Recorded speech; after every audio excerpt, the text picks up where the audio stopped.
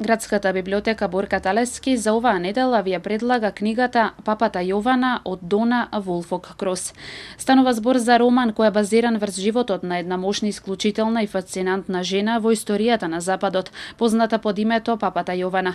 Таа е една од најконтраверзните личности во историјата на човештвото, која преправена во маж застанува на чело на христијанската црква и во 9 век станува прва и единствена жена која ќе седне на пресветиот папски трон во црквата Свети Петар во Ватикан.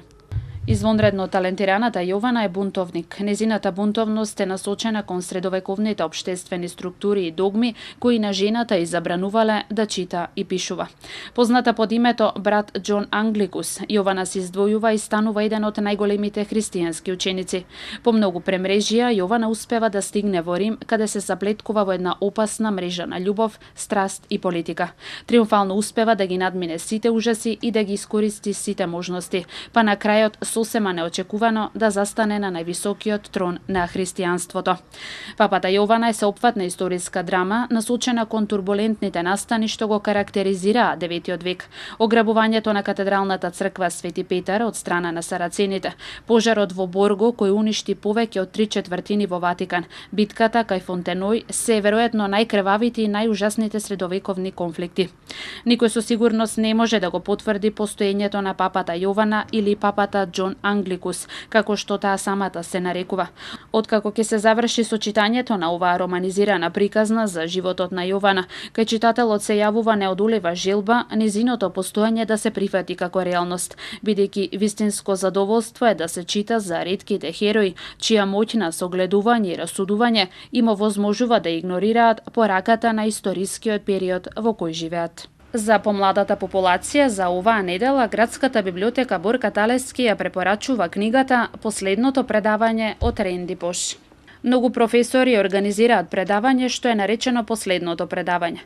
Професорите се замолени да го замислат нивното заминување и да размислуваат што најмногу им значело. И додека тие зборуваат, слушателите не можат а да не си го поставуваат истото прашање.